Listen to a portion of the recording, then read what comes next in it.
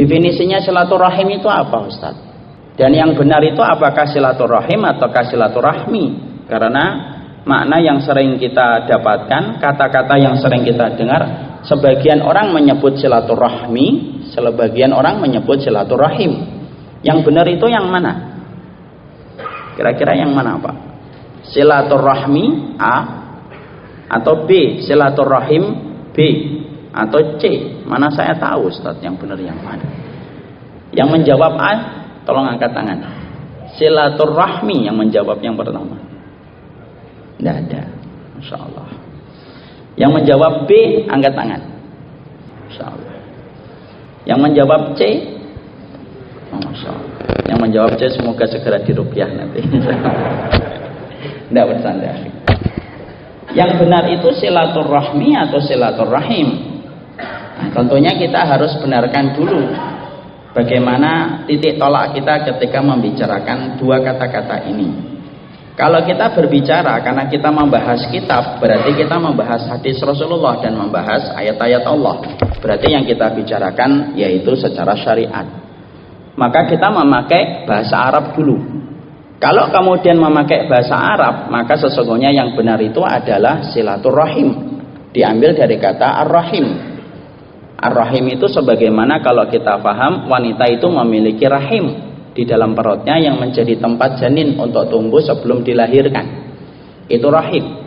Berarti kalau artinya silaturahim, maka sesungguhnya menyambung tali silaturahmi, menyambung tali persaudaraan yang memiliki kekerabatan dan memiliki nasab dengan kita, memiliki kekerabatan, memiliki keterikatan dengan darah-darah kita, baik yang menjadi ahli waris ataupun yang tidak menjadi ahli waris tetapi memiliki kekerabatan. Maka itulah yang disebut dengan silaturahim.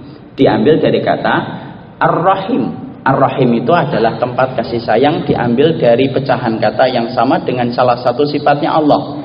Ketika Allah mensifati dirinya dengan kata ar-rahman. Kalau kita bicara bahwasanya secara syariat ternyata makna yang benar itu silaturahim, artinya yang dinamakan silaturahim itu menyambung tali kekerabatan dengan orang-orang yang memiliki ikatan darah dengan kita, memiliki ikatan nasab dengan kita, baik dia itu ahli waris ataupun dia tidak ahli waris tapi memiliki kekerabatan yang dekat dengan kita. Maka itu makna yang benar. Adapun kalau titik tolaknya dari bahasa Indonesia, ketika merujuk kepada Kamus Besar Bahasa Indonesia, maka makna yang benar itu bukan silaturahim tapi silaturahmi. Dan saya baru membuka, ternyata silaturahmi itu ketika membuka di dalam Kamus Besar Bahasa Indonesia, artinya persahabatan itu disebut dengan silaturahmi. Kalau antum berkunjung kepada paman antum, nah itu silaturahim. Kalau saya berkunjung kepada bibi saya, itu silaturahim, dia mahram saya. Kalau saya berkunjung kepada sepupu saya, walaupun tidak mahram tapi memiliki kekerabatan, maka itu pun disebut dengan silaturahim karena memiliki kekerabatan. Ada ikatan darah antara saya dengan dia, ada ikatan nasab saya dengan dia, maka itu dinamakan silaturahim.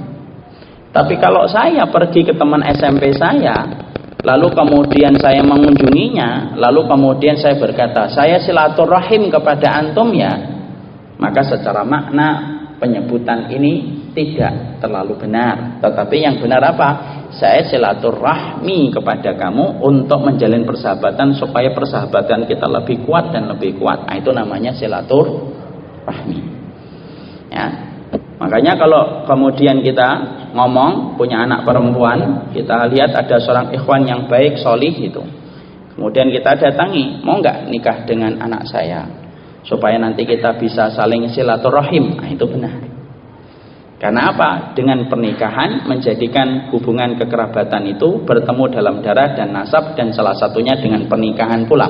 Maka itu yang disebut dengan silaturahim.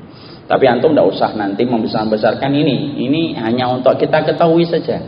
Tidak usah nanti ketika tiba-tiba ada saudara antum, teman antum, belum tahu, lalu kemudian dia mengatakan sama antum, saya mau datang ke rumah antum ya, mau silaturahim.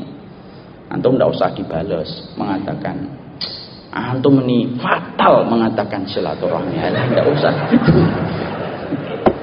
ini bahaya dalam masalah iman. Tidak usah gitu. Dia belum paham, dia belum mengerti, cuma dijelaskan saja.